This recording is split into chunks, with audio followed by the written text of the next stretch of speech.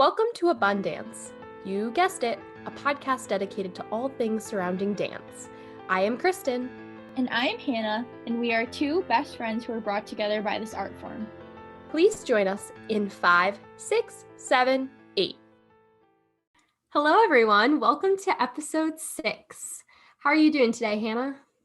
I'm doing well. How are you?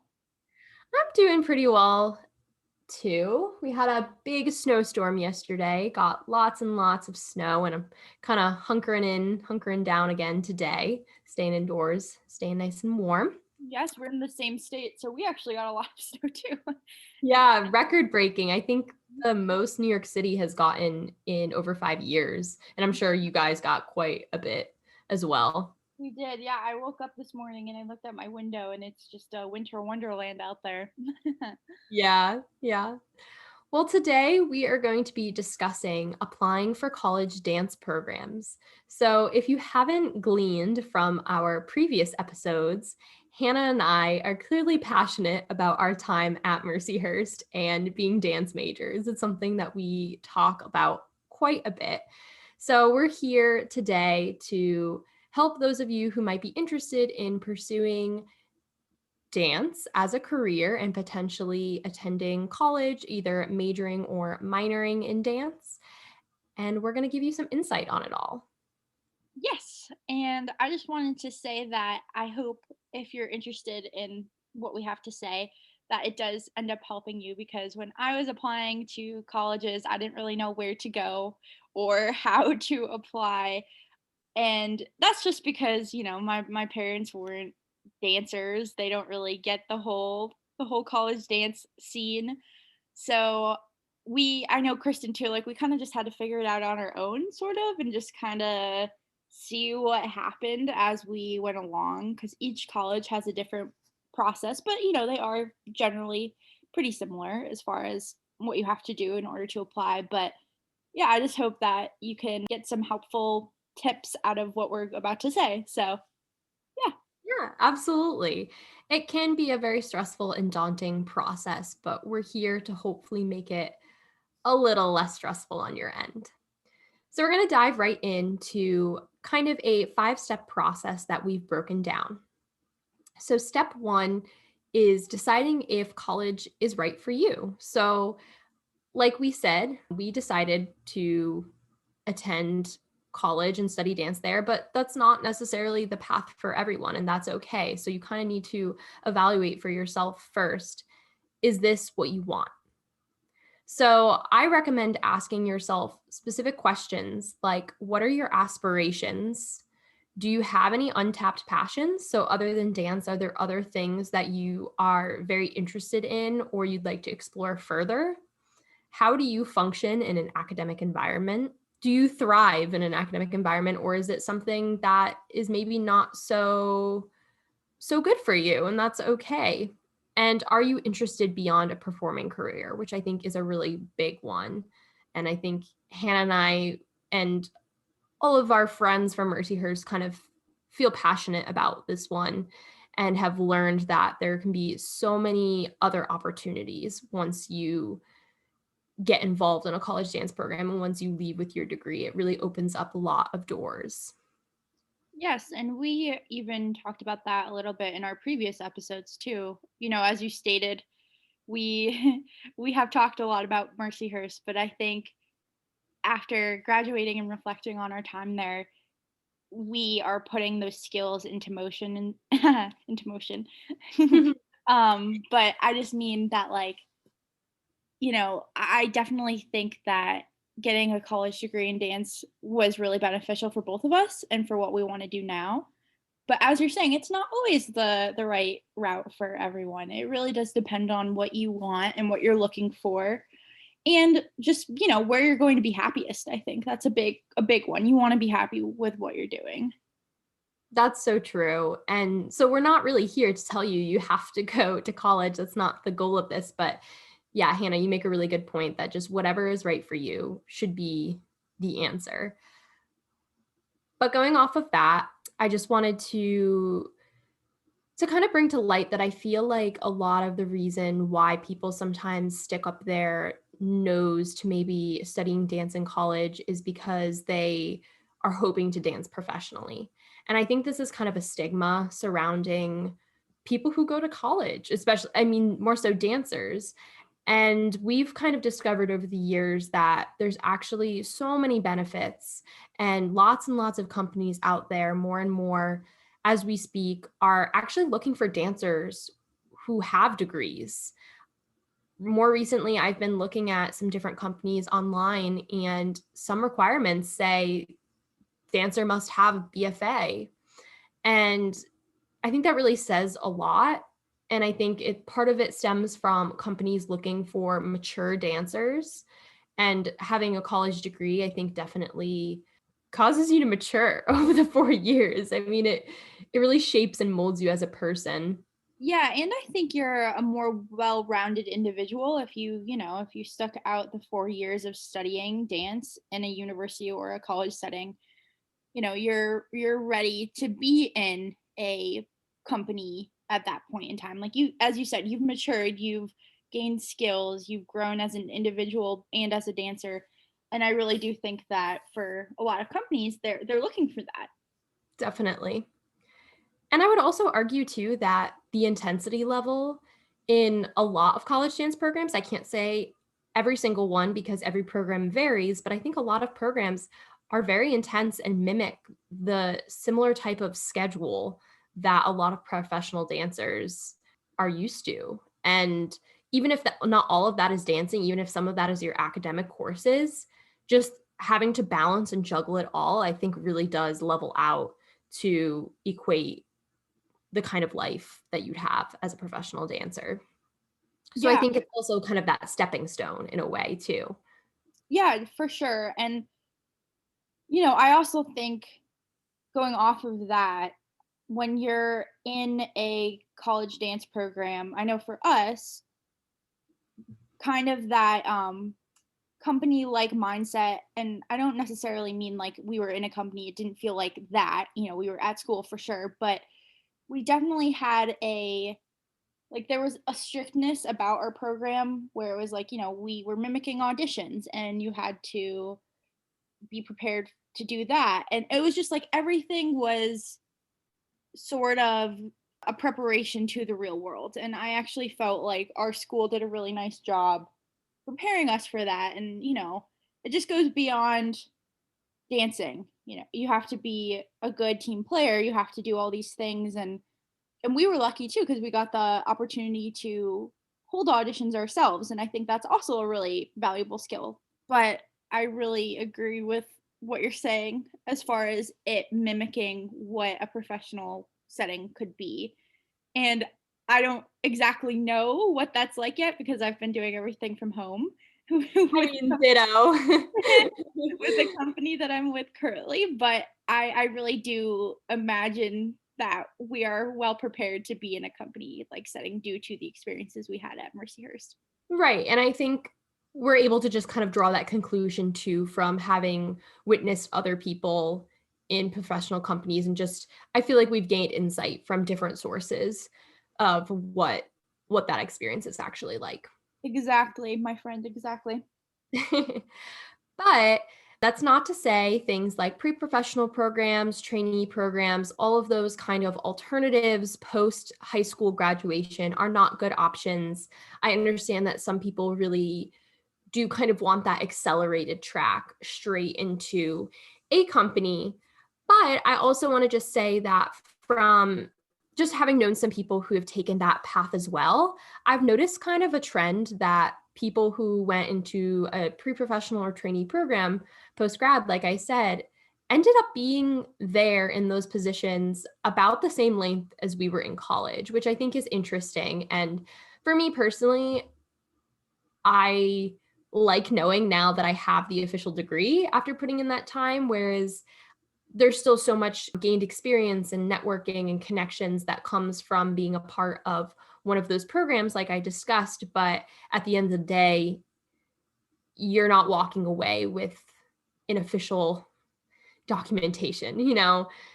So, yeah, I guess just before moving on to the next topic, the really big thing for me is what your aspirations are beyond performing, because as we know, injuries occur and different things happen in your life that could throw off a performing career. And so if that were to happen to you, or just over time with old age and not being able to continue performing your whole life, what is it that you want to do? And I think that asking yourself that will help you kind of figure out whether college is the right option for you or not. Yeah, and going off of that, I really think that college does open up doors, as you were saying. If you're just going into a training program or a professional setting right away, you don't necessarily have a degree and other things to, I don't want to say fall back on, but that's kind of what we're saying as far as, when you're getting your degree, you have something that you're taking away and you can show to places.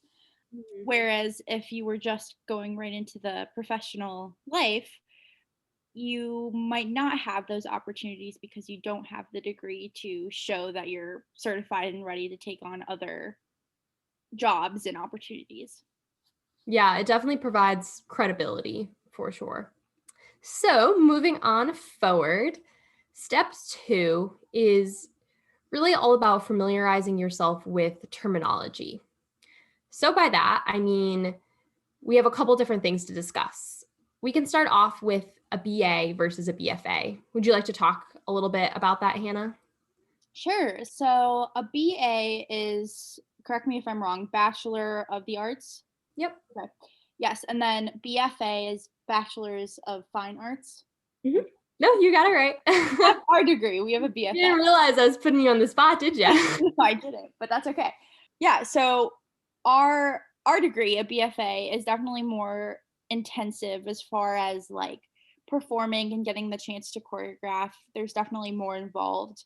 And I know at Mercyhurst, for example, some of our friends and colleagues had a BA instead of a BFA because they wanted to double major in something that was also more intense and maybe something that required lab work or just other hours that would affect them from getting the chance to perform or rehearse in the late night evenings.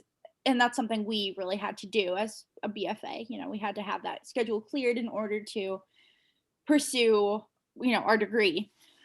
So, yeah, I would say they're not like that different. The difference between a BA and a BFA as far as training goes, at Mercyhurst we had 5 days a week of ballet for our classes, and Thursdays was the BFA day. So anyone who was a BFA had that extra class. And then a BA only was required to take 4 days a week. And we also, as a BFA, we had to take more extracurricular courses outside of kind of what the general training was. So we had to do like jazz, take 2 jazz classes instead of just one, or also have musical theater and tap, for example, and more modern classes. So there's definitely more dance required for us, but that doesn't necessarily mean like, I wouldn't say we got that much more training than a BA. It was just, more intense. Yeah, I think that sums things up well. I mean, I think in a way what you're saying, which is so true, I mean, at the end of the day, you're still walking out with a dance degree. So that's in and of itself a wonderful thing. I would argue that maybe at Mercyhurst specifically, there wasn't as big of a difference. And I think many of the people who we knew who were BAs, I think were also very eager and wanted to take on additional opportunities like performing in more semesters than maybe they actually were required of. But I do think it's important to look at each individual school and what those specific degrees entail. So, yeah, I think you pretty much hit it on the nail, Hannah. But I do just want to highlight, so a BFA specifically is considered the most prestigious bachelor's degree that you can get in dance or the arts. Whereas a BA is a little bit more academic oriented. So there might be greater focuses on things like pedagogy or perhaps the anatomy, kinesiology kind of component of dance. Both have technique classes and training and usually performing opportunities. But as Hannah mentioned, the BFA, you will usually have greater performing opportunities. You will choreograph more. You'll just be spending more hours physically in the studio. So BA is definitely a sound option, though, if you are considering something like an intense double major and you really want to do both, then you kind of get the best of both worlds. Definitely.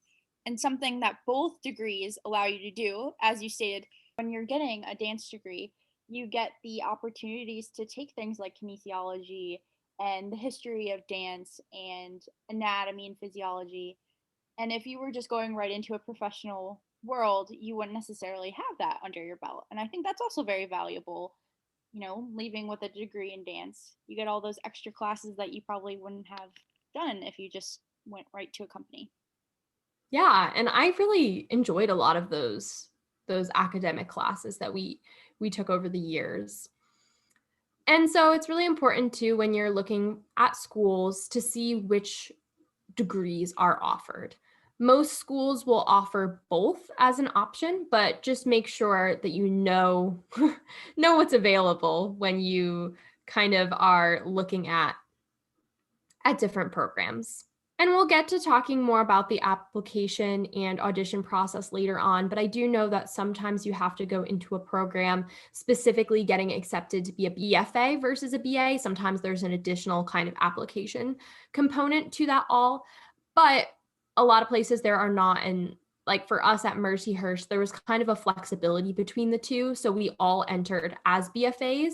So that way, no one down the road decided, oh, you know what, I want to be a BFA and now I'm behind on credits. But we had the option during our 4 years at any point, if we wanted to drop down or switch over to a BA, that we could. And really, there was nothing at that point that we were losing other than maybe we had taken a couple extra ballet classes that we never ended up in reality needing. But having that flexibility, I think, was nice for a lot of people. Definitely. Moving on, I thought we could talk a little bit about conservatories versus kind of your liberal arts college or university setting. Yeah, so for me, I was really interested in a liberal arts setting. I didn't necessarily want just the conservatory route because I wanted a well rounded education and I appreciated the ability to get my degree in dance, but also minoring in sociology because that was another passion of mine. And it also gave me a little taste into like, okay, do I want to pursue sociology or human relations or something in the future? And it turns out I really do, and I really enjoyed it. And if you're just in a conservatory for a specific discipline such as dance or music or art, painting, whatever it might be, you don't necessarily get the best of both worlds. And I know my parents and I think Kristen's family as well wanted us to both go to a liberal arts school to get that well-rounded education. And I think it was just kind of important to my overall experience in college to just have all of those different opportunities and experiences. I would agree with you, Hannah. I've had a very similar experience. Conservatories are wonderful, but for me, liberal arts school was definitely the better fit. And as I believe I've mentioned in the past, I chose to minor in dance pedagogy and psychology. And while dance pedagogy was still within the dance department, psychology is obviously outside of that department. And so that's something that I definitely wouldn't have gotten the opportunity to pursue had I gone to a conservatory as opposed to a liberal arts school.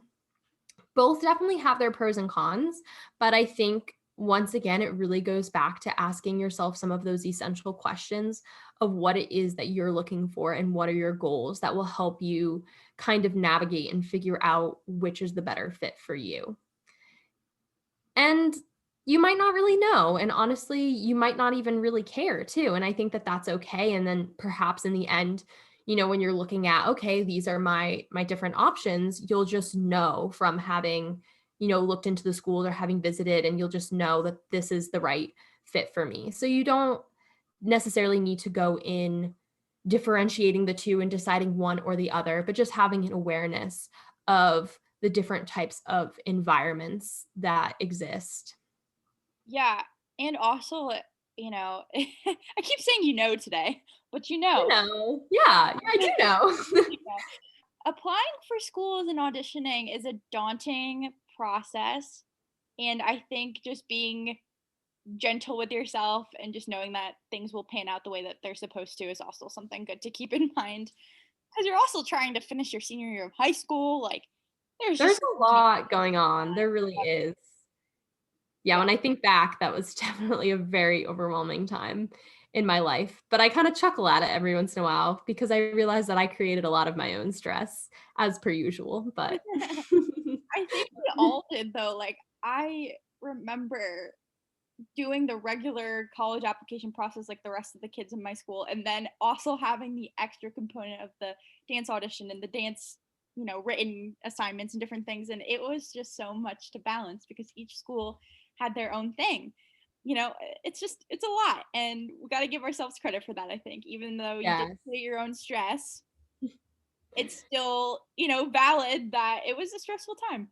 Yeah, and as dancers too, we tend to be overachievers, and I know for me during my senior year, I was taking like 3 AP courses and I was a part-time student at Yale. I was taking a Yale course and then on top of everything with dance and clubs I was involved in and volunteering, there was just so much. So, yes, dancers try not to overachieve too much.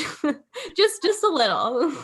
Yeah, I remember when I first met Kristen, we had if you listen to our first episode, we have our little story about how we met. But I just remember as I got to know her freshman year, she told me all about the things that she did in high school and her Yale program and all this stuff. And I was like, wow, this girl, this girl is intense, but she is getting what she wants. And that is very important. But again, as Kristen is saying, don't stress yourself out too much, even if you are a little bit of an overachiever. And I noticed over the past 4 years, and now she's like my best friend. She is still very much this way, but I think, she's calmed it down a little bit. And I think that's also something nice about our dance degree, is because Kristen was living with me and some of our other friends that were also experiencing the same kind of rigor. I think that calmed you down a little bit, and we told you to breathe and relax. And I think you've developed into the person that you are today. So just know Yeah. friends also really help you when you are a dance major at a school. I learned to have a little fun along the way, I suppose. You did. You're not Yeah. a gung ho anymore, which is good. All right. And so the last kind of set of terms I want to discuss is something that I see as very, very important. And this is safety, target, and reach. Now, these sound like very simple terms, and depending on where you are in your journey, if you've had any kinds of kind of lectures or discussions with guidance counselors or anyone at school, you might be familiar with these terms already. So, if you don't mind, Hannah, I'm going to do a little rundown. Go ahead. So, safety schools are basically schools in which things like your GPA, your class rank, your test scores, so SAT or ACT scores, whatever you're taking and submitting, are much higher than the average of the students that attend that school.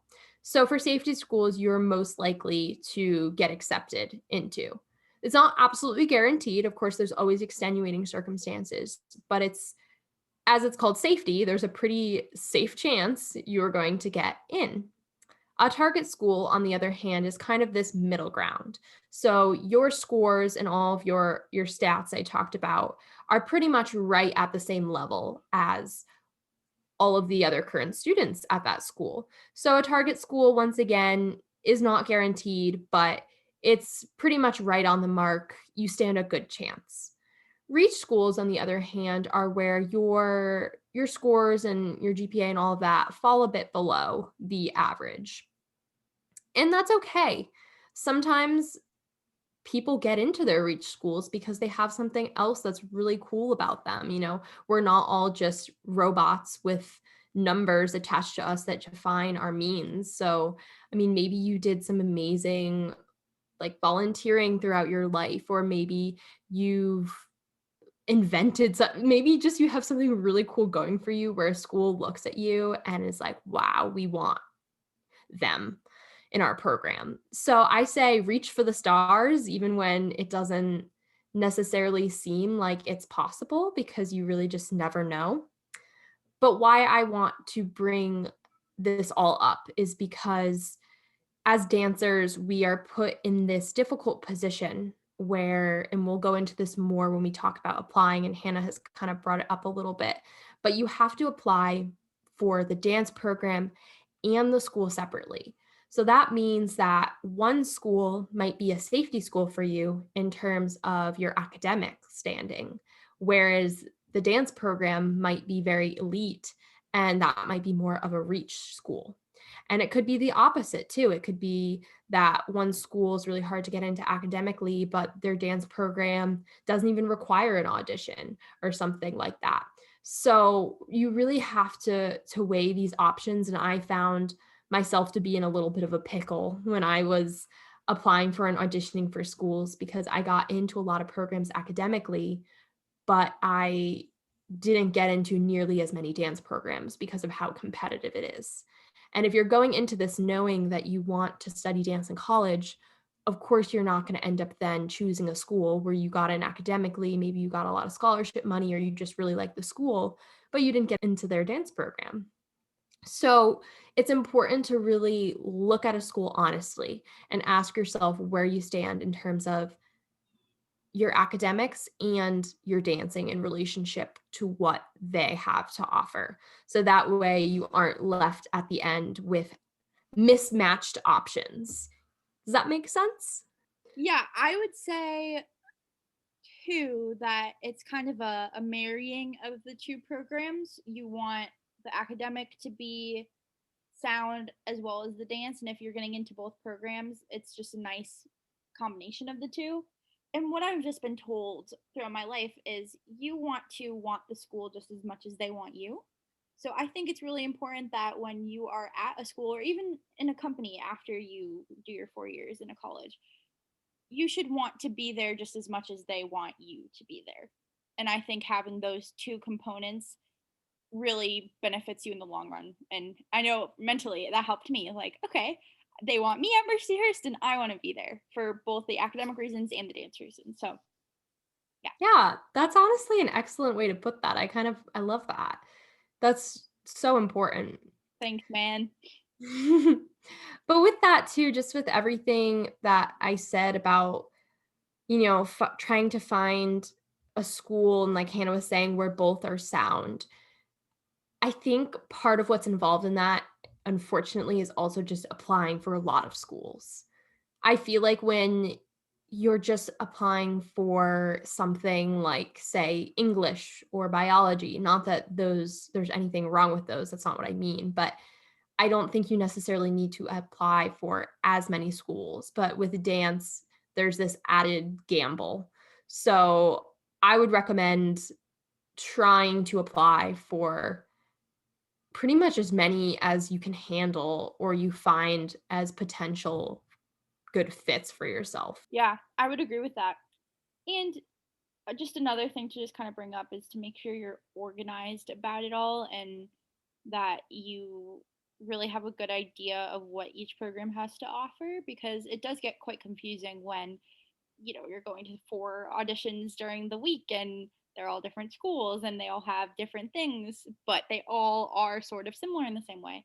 So if you can just kind of write down or type up a list of things that each program has to offer, that's really important. And I also think after you get accepted and you are interested in the school and in the dance program, I would go to the school again and take a class with the current students.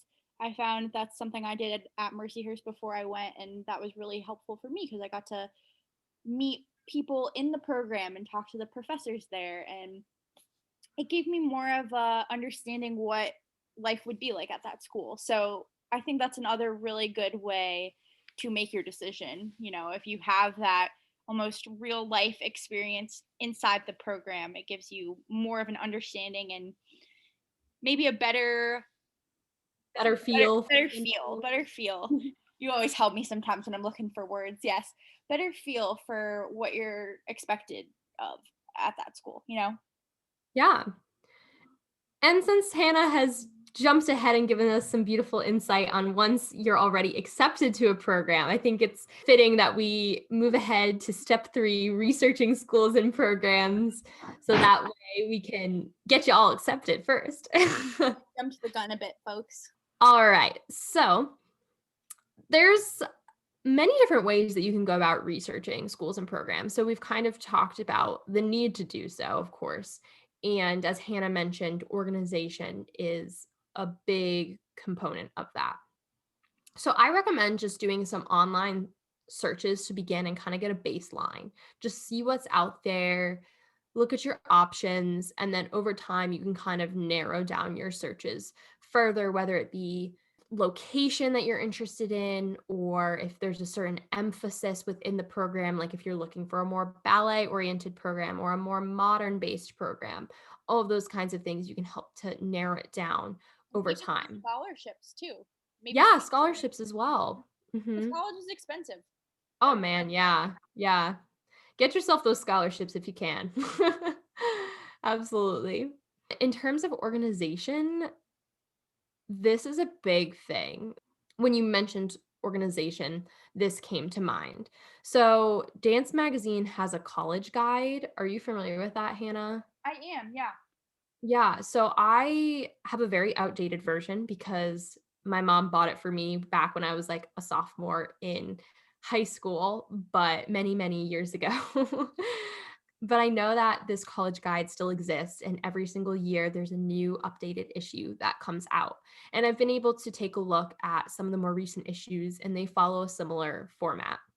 So the coolest thing about this magazine and the specific guide is that in the front they have a what's called college dance finder, and it's basically this massive chart that's pages long, and it in the most organized fashion breaks down schools in alphabetical order that offer dance programs, and then it has kind of this checklist along the side of details like what genres of dance are offered there, what the tuition is, whether there's on campus housing, the size of the school, so many different factors, whether there's scholarships available, the size of the dance program. It really basically does your research for you. And that's not to say you shouldn't still do your own, but it's just kind of this big compilation of all of the things that you'll probably find during your own time. So That I would recommend purchasing that if you get the chance to. I know it is a little bit pricey for a magazine. I think it's around $30 or so, but it's totally worth it in my opinion. yeah, it's a very helpful tool, and this is kind of piggybacking off of this a little bit, like doing extra research. I know in my own personal experience looking for schools and also just having, my mom helping me a significant amount, just finding different information about each school. I think something that maybe some people don't necessarily do when they're looking is just kind of reading about the professors' backgrounds and also if they have dancers that came out of their program and are pursuing professional careers in what you're hoping for. Yes, yes, yes. And with that, that kind of segues into perfectly utilizing social media and platforms like YouTube. I love to creep on people. Might sound terrible, but this is like a great way to do your own personal research. So, like Hannah was saying, seeing what alumni, people who leave the program, end up doing with their life afterwards. I mean, you can easily find people on Instagram and on these different platforms where they have the school they attended in their bio.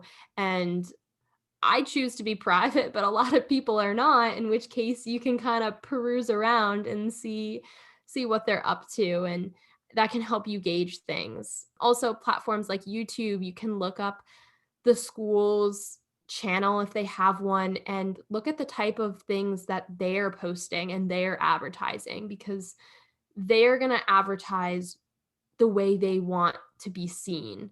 So, if you're watching a promotional video and you see all of one genre of dance, that's probably what they think of themselves as and what they like to focus on. There's just a lot you can take away from that. And you might even be able to find student choreography work or clips from performances, things that can help you gauge the level of dancing there to help you see whether you would be a good fit or not for the program. So I totally advocate for doing a little bit of creeping. I see nothing wrong with it as long as you don't take it too far and do anything, of course, inappropriate, but just a little innocent creeping Yeah, is.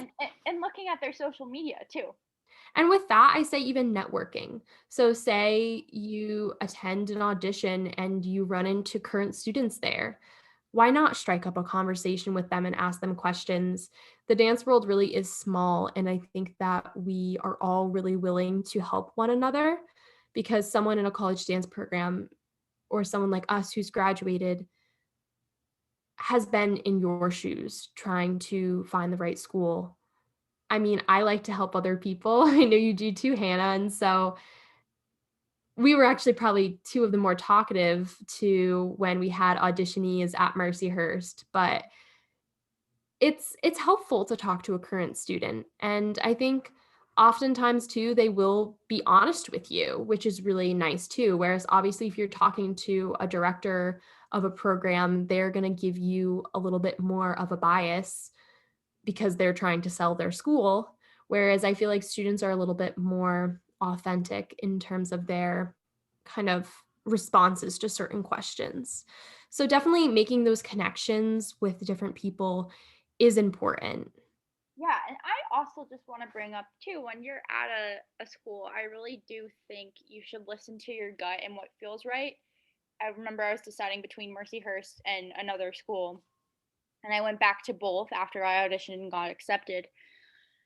And I could just tell that Mercyhurst felt like home. And, we say at our school, Hurst is home, but it very much felt right to me, whereas the other program didn't. And I can't exactly pinpoint why that was, but just the overall feel in the environment just told me, okay, this is where I want to be because of just the nice people that were there and also the campus itself and the programs, of course, too. I did my research. I found out more information on the program, but overall I knew that that was the school I wanted to be at because it felt right.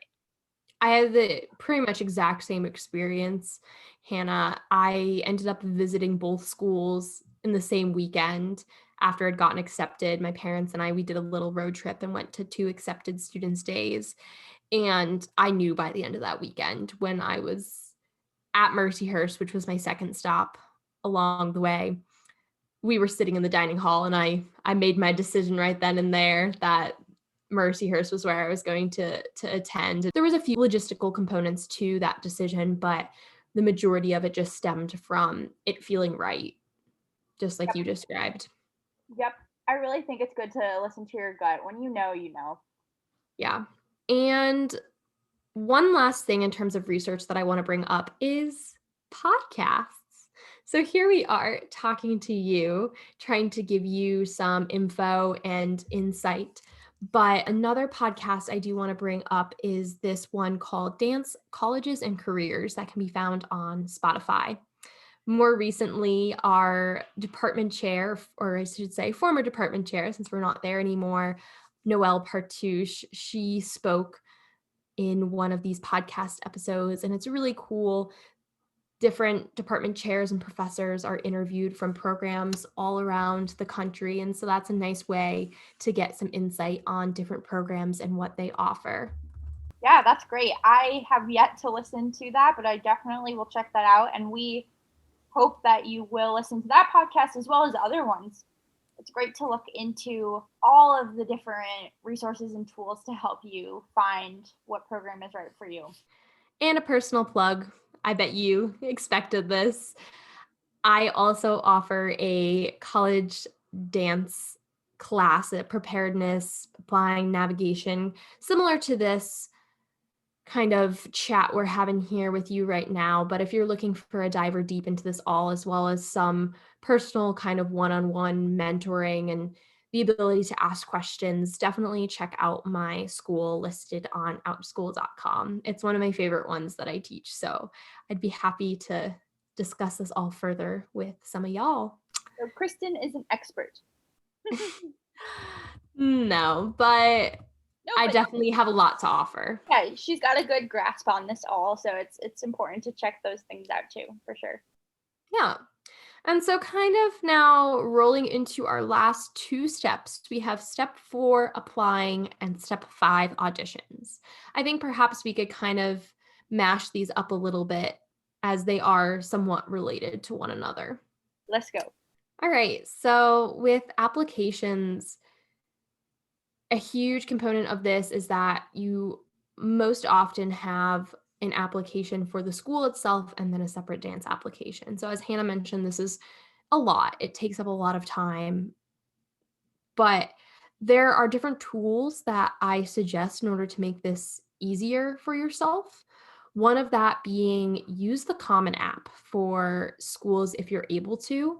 The Common App is basically this online platform where you can fill out one general application and then send it out to a bunch of different schools. So at the end, you can kind of select, type in different schools, and that way your information's all just in that one place and you don't have to worry about filling out multiple applications. So in terms of saving yourself some time, in terms of just like a normal college or university program outside of the dance department, that is definitely a good way to go if that's an option. In terms of dance applications, I don't know if you experience this, Hannah, but I feel like everyone is similar, but also slightly different, which gets a little bit annoying because it's not like the Common App where you can just have this one thing that you submit to every school, but there's a lot of overlap. So, with that, I recommend keeping kind of a little bit of a log for yourself. So, a lot of times you'll be asked the question over and over: how many years have you been training? How many years have you done this genre, that genre? And I have trouble keeping track of all of that. Honestly, I still find myself like counting on my fingers sometimes, trying to figure out how many years I've been studying ballet or doing point.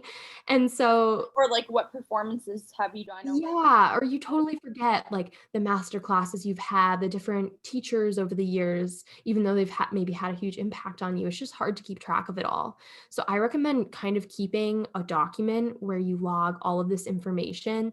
That way, every time you're filling out an application, instead of having to sit there and stew and try and recount it all, you can just kind of pull it up real quickly and fill things out. With that, there's also additional essay questions usually asking why you might want to be a part of a specific program or what are your future goals and aspirations. And while some of those questions might need to be tailored specifically to the school because you want to provide a personalized answer, I also recommend just like copying and pasting all of your answers into one document because you might find that you can just reuse some of your answers depending on what the question is. So, my suggestion is just save yourself in all of those small little ways. great advice. Thanks, Val. And with that whole process of applying, know too that you're going to need certain things like a headshot, a first arabesque photo if you're going for more of ballet programs, or if you're going for more of a modern program or something like that, you might need some different full body shots. And so these are things you want to start getting on sooner rather than later. So it's not this big last minute dash. If you have the ability, I would recommend getting kind of professional or semi professional photographs. Although, if this is not possible, then just, try to do something that's appropriate, fairly plain background, a clean look, just the best quality that you can get. It's also possible you might need audition videos. So I had one or two schools where I had to send in a preliminary audition video to be even accepted to then audition. So just once again, being on top of all of those things, making sure that you have studio access in order to be able to film some of those things, maybe leading up to your senior year of high school where you'll actually be applying for schools, maybe work on a contemporary solo or a ballet variation or two, or just have some of these things up your sleeve kind of ready to go. So that way, if you're filmed or you're even asked at a live audition to perform a solo, that you have those things kind of already at your fingertips. Yeah, I wanted to talk about that really quickly. The solo thing, oftentimes, I don't want to say for every program, I don't want to overgeneralize this, but a lot of schools will make you do a solo if you get past the first or second cut. And that just gives them an idea of who you are as a dancer.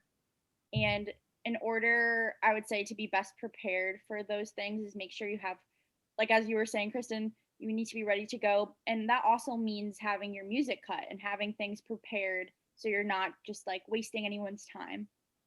Yeah, absolutely. Those are all small details, like cutting music. I mean, it sounds simple, but sometimes you just need to like familiarize yourself a little. Some of these different tools and platforms that maybe you didn't need to use for anything else in the past. Yeah, and just making sure your music is accessible right then and there too. Yeah. And that's very important. So, jumping into actually physically auditioning, there really is a lot that goes into this because depending on your goals and what schools you're applying for, you might have to be traveling all around. And with that, it's a time sucker. It involves a lot of expenses, whether it's flying somewhere or taking a long road trip, having to stay in a hotel overnight, all of those things.